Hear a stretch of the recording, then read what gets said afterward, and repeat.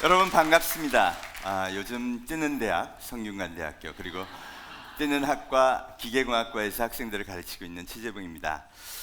오늘 제가 세바시를 위해 준비한 내용은 4차 산업혁명 이야기인데요. 벌써부터 머리가 지끈지끈 아프시죠? 많은 기업에서 걱정들을 합니다. 백화점도 점점 없어진다 그러고요. 병원도 나중에는 약국도 달라질 거라고 얘기합니다. 그리고 실제 그런 변화가 조금씩 시작되고 있죠. 결국 4차 산업혁명이 그 높은 관심을 받게 된 이유는 시장의 혁명적 변화가 실제로 우리에게 다가오고 있기 때문이라는 겁니다. 사람으로 풀어보는 4차 산업혁명 이야기, 그 출발은요, 바로 이 시장 혁명의 원인이 인류의 변화라는 겁니다. 기술의 발전이 아니고요. 도대체 사람들이 왜 소비 행동을 변화시켰을까요? 그건 바로 생각을 만드는 소스, 정보를 다른 걸 보기 시작했다는 겁니다. 그걸 만든 그 장본인 누굴까? 아주 분명합니다. 바로 스티브 잡스가 만든 스마트폰이죠. 스마트폰이 등장하고 나서 사람들은 전혀 다른 정보를 전혀 다른 방식으로 보기 시작합니다. 이제 인류는 자기가 원하는 것만 골라보기 시작한 겁니다. 그리고 정형화된 대중매체를 벗어나 인터넷의 바다라는 어마어마한 정보의 틀에서 자기가 원하는 것만 꼭꼭 집어서 보기 시작했고요. 2010년 이후 5년간을 봤더니 정보의 1인당 검색량이 무려 50배가 늘어난 겁니다. 그래서 이렇게 달라진 정보를 보고 달라진 생각을 채우고 달라진 인류를 새로운 인류, 스마트 신인류 또는 호모 포노 사피엔스라고 부르기도 합니다. 포노의 뜻은요, 스마트폰이라는 뜻입니다. 여러분 이렇게 생각하면 됩니다. 폰을 마치 손바닥에 붙이고 내 신체의 일부처럼 자유롭게 쓰는 사람들이라는 건데요. 이들의 변화된 생각, 변화된 라이프 스타일이 지구를 바꾸고 있다는 겁니다. 사회학적으로는 이들을 밀레니얼 세대라고 합니다. 주로 밀레니얼 세대가 이 스마트폰 신인류의 사회를 형성하고 있는데요. 1982년부터 2000년에 태어난 세대를 주로 의미합니다. 이들은 어려서부터 컴퓨터를 잘 갖고 놀았고요. 놀이할 때에도 온라인에 기반한, 인터넷에 기반한 게임들을 잘 가지고 놀았습니다. 그래서 얼마나 인터넷의 힘이 무한한지, 컴퓨터의 파워가 어떤지를 본능적으로 잘 알고 있죠. 그리고 그 아이들이요, 이제 손에 폰을 들었어요. 이미 이걸 쥐는 순간 저희 같은 구인류와는 달리요, 그 엄청난 가능성을 본능적으로 알고 있습니다. 저는 오래전부터 IT 시장을 중심으로 세계 기업의 변화 그리고 자본의 변화를 꾸준히 분석해 왔습니다. 2010년 이전까지는요, 제가 말씀드린 대로 소비를 중심으로 하는 우리가 잘 알고 있는 생태계가 전 세계 시장을 움직여 왔습니다. IT 분야에서도 1980년, 90년대에 세계 10대 기업을 보시면요, 모든 기업들이 저기 있는 그림처럼 공장을 가지고 있고요, 제조 기술을 기반으로 해서 열심히 제품을 만들어낸 기업들이 그 자리를 차지하고 있습니다. 대중매체에 의해서 대중의식을 형성한 사람들은요, 유사한 생각을 갖습니다. 그러니 소비하는 물건, 소비하는 방식, 소비하는 서비스 다 유사하죠. 그래서 기업들은 그 정해진 제품들을 열심히 만들어내는 경쟁만 하면 됐던 거예요. 그리고 제품을 만드는 기업, 그걸 유통하는 기업, 그리고 그걸 광고하는 기업, 그걸 다 만들고 하기 위해서 지원하는 금융기업, 이렇게 거대한 소비 중심의 아주 정교한 생태계가 지난 50년 동안 형성이 되어 왔던 거죠. 그리고 우리의 직업도 무엇도 전부 거기서 만들어 왔던 겁니다. 1990년에 10대 기업을 보면요, 무려 10개 중에 8개가 일본 기업인데요. 와, 정말 어마어마한 기업들이 저 위치에 가 있습니다. 이들 기업의 특징들은 세계 최고의 기술을 가지고 있었다는 거죠. 여러분, 2010년 이후 시장이 급격히 변화합니다. 스마트폰이 등장하고 5년이 지나 2015년이 되니까요, IT 기업 10개 중에 제품을 만드는 기업은 달랑 2개, 1위 애플과 10위 삼성만 남았네요. 그리고 이상한 기업들이 눈에 띕니다. 구글, 페이스북, 알리바바, 텐센트. 과거에는 저게 어떻게 돈을 벌지 하는 기업들이 마구 솟아 올라왔어요. 그러더니 또 2년이 지나 올해가 되었습니다. 여러분, 2017이라는 숫자 밑에 쓰인 게 모두 IT 기업으로 꽉 찼다는 내용이었습니다. 1위 애플, 스마트폰 창조기업이죠. 무려 현금을 300조를 갖고 있답니다. 900조 가치예요. 2위 구글, 여러분 이 회사는 아무것도 팔지도 않아요. 그저 광고로만 매출의 90%를 합니다. 소위 신인류의 시간을 지배하는 기업이죠. 그리고 그 방식으로 765조 기업이 됐어요. 마이크로소프트는 그래도 윈도우즈라는 걸 팔긴 합니다. 아마존은요, 페이스북은요. 정말 아무 비즈니스 모델이 없어요. 특히 페이스북, 맨날 우리가 원조라고 얘기하죠. 싸이월드가 그 전신이다. 여러분, 싸이월드 왜 망했죠? 돈을 못 벌어서예요. 비즈니스 모델이 없었기 때문이죠. 도토리 그렇게 팔다가 그냥 망해버렸습니다. 그런데 페이스북은 도토리도 안 파는데 여러분 500조 기업이 됐어요. 달라진 겁니다. 우리의 판단 기준이 더 이상 맞지 않아요. 여러분, 구글, 페이스북, 아마존 TV 광고하는 거 보신 적 있으세요? 없죠. 하질 않는데 어떻게 봅니까? 그럼 이들은 어떻게 성장할 건가요? 우리는 직업의 의식도, 우리가 뭔가 해야 하는 것도, 비즈니스의 생각도 이렇게 정해놨습니다. 뭔가 멋진 기술을 만들어서요, 멋진 제품을 만들고, 그리고 그걸 사람들한테 열심히 광고하고 팔아서 이익을 만드는 거죠. 이게 우리의 생각이죠. 이 5개 기업은 그것과는 전혀 상관이 없습니다. 아무런 시스템도 이용하지 않고요, 그저 신인류가 광고 한번 하는데 이거 너무 좋아 라고 스스로 찍어서 선택해 들어와서 저렇게 만들어 놨다는 거죠. 여러분, 이게 바로 문명의 교체가 시작되었다는 겁니다. 그리고 이제 세계 8대 기업은요, 이렇게 변해버렸습니다. 아시아의 3대 기업도 텐센트, 알리바바, 삼성전자가 됐어요. 여러분, 텐센트가 뭐 하는 기업인지 아세요? 여러분, 텐센트는 우리나라의 카카오톡 같은 중국의 메신저 앱 위챗을 만드는 기업인데요, 그걸 통해서 돈을 벌더니 그 다음에는 게임 산업에 전부 다 돈을 투자합니다. 그래서 지금은 세계 넘버1 게임 기업이에요. 우리 학생들이 좋아하는 LOL, 크래시 오브 클랜, 이 모든 게임의 소유 기업이기도 합니다. 이 2개 기업, 텐센트와 알리바바를 다른 말로 하면요, 포노사피엔스가 아니면 사람으로 취급 안 하는 기업이에요. 단돈 1원도 포노사피엔스, 신인류 마켓이 아니면 투자 안 하는 기업, 여러분, 그게 아시아의 넘버1, 넘버2입니다. 삼성전자도 포노사피엔스, 폰을 만들고 메모리를 만드니까 거기에 수혜 기업이라고 할 수 있죠. 이 기업의 시가총액을 합하면 무려 또 1000조, 아까 글로벌 5대 기업의 시가총액을 합하니까 3300조.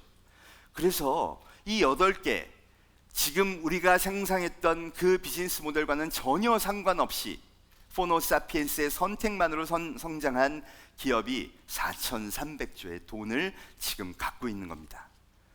이 기업들은요, 기존의 생태계를 부수고 전혀 다른 방식으로 돈을 번 기업들입니다. 그들이 과연 기존 생태계에 다시 투자할까요? 아니면 곳곳에 있는 기회를 찾아서 기존의 생태계를 부수고 새로운 기업들을 만들어내려고 할까요? 답은 뻔합니다.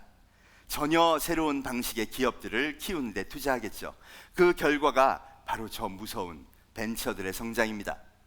여러분, 우리 한동안 우버를 도입해야 될까 말아야 될까 고민했었죠. 2009년 설립된 우버는 8년 만에 이제 80조 기업이 되었습니다. 그 기업 가치로 오면, 우리나라의 증시에 오면요, 우리 세계 2위 기업이 됩니다. 여러분, 택시 회사가요. 에어비앤비, 우리나라 말로 바꿔볼까요? 중소여관업 협동조합입니다. 그렇죠. 근데 여관업 기업이요, 36조 기업이 됐어요. 우리의 사고로는 도저히 생각할 수 없는 일들이 마구 벌어지고 있는 것이죠. 결국 문명이 교체된 겁니다. 1조 2천억 가치 이상의 성공한 벤처, 이걸 유니콘 벤처라고 하는데요, 그 기업만 184개가 돼버렸습니다. 이게 아까 말씀드렸던 4300조의 자본과 새로 등장한 신인류의 선택이 만들어낸 결과입니다. 그럼 도대체 4차 산업혁명은 언제 나오나요? 인더스트리 4.0, 영어로는 이렇게 된 걸 우리가 그렇게 번역해서 부르는데요, 사실 이건 독일의 클라우스 슈밥이라는 다보스 포럼의 의장이 처음 작년에 얘기한 단어입니다. 그리고 전 세계로 마케팅을 했는데 특히 세 개 국가에서 각광을 받습니다. 독일, 일본, 대한민국. 미국에서는 관심이 없어요. 그럼 도대체 인더스트리 4.0은 뭘 의미하는 걸까요? 이 국가의 특징은 제조국가죠. 인더스트리 4.0은 제조 기업들의 반격을 의미합니다. 여러분, 30년 동안 세계를 지배했던, 기술로 지배했던 제조기업들이 가만히 물러날까요? 그럴 리 없습니다. 10년 동안 새로운 기업들이 성장해서 엄청난 자본을 모으고 세계 1위가 되었지만 이제 제조기업들은 오케이, 너희가 지금은 챔피언이야. 하지만 2025년쯤이면 이 새로운 생태계에서 새로운 인류가 또 다른 소비를 시작할 거야. 그들이 원하는 제품은 우리가 만들겠어. 이게 인더스트리 4.0의 본질입니다. 어떤 제품일까요? 지금 제품과는 다를 것 같아요. 지능으로 움직이는 제품, 폰에 손을 든 사람과 연계되는 제품, 이런 게 되겠죠? 지능형 제품, 대표적인 게 혼자 가는 자동차, 자율주행차입니다. 또 소비하는 방식도 달라졌어요. 폰으로 주문하면요, 그것만 생산해서 빨리 해줘.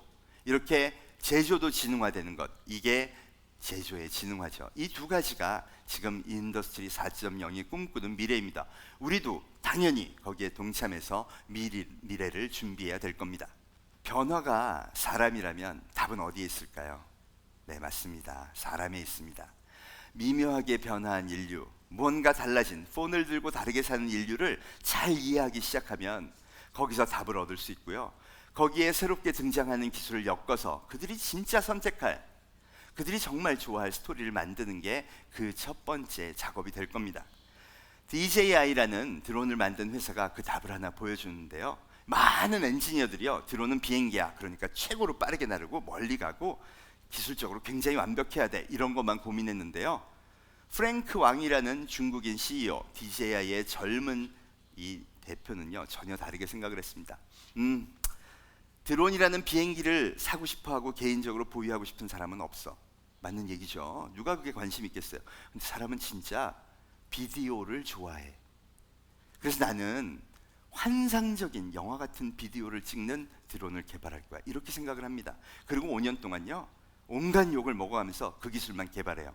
헐리우드의 감독들과 콜라보를 하고 제품을 만들고 하면서 정말 영화 같은 장면을 찍어내는 드론을 개발하는 데 성공합니다. 2015년 드론으로 무려 매출을 1조를 합니다.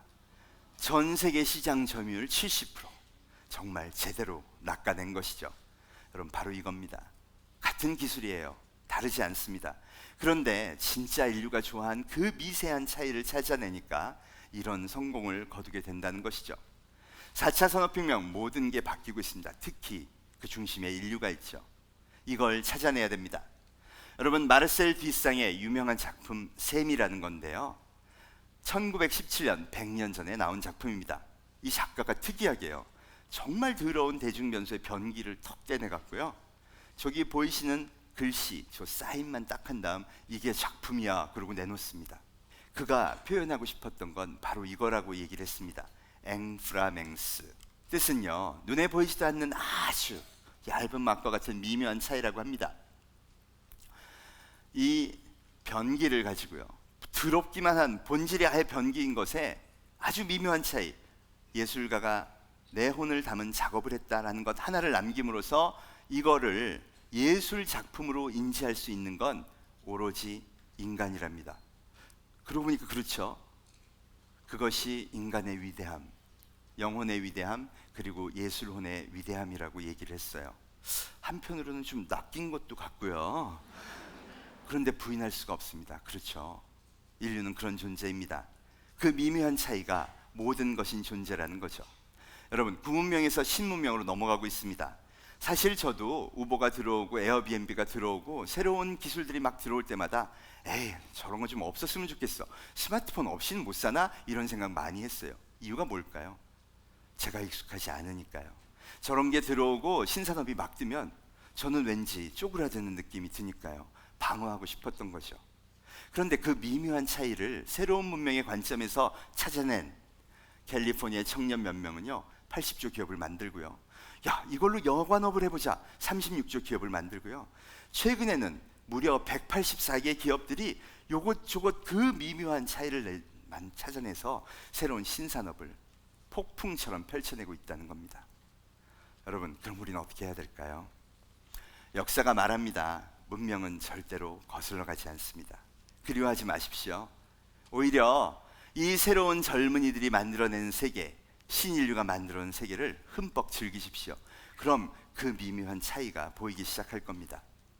4차 산업혁명을 준비하는 것, 인류가 변화한 그 미묘한 차이를 찾아내는 것, 그 즐거움을 누리는 것, 거기가 아마 가장 훌륭한 출발점이 되지 않을까 그렇게 생각합니다. 여러분, 혁명이라고는 하는데요, 여전히 답은 사람에 있는 것 같습니다. 함께 그걸 만들어 가시죠. 감사합니다.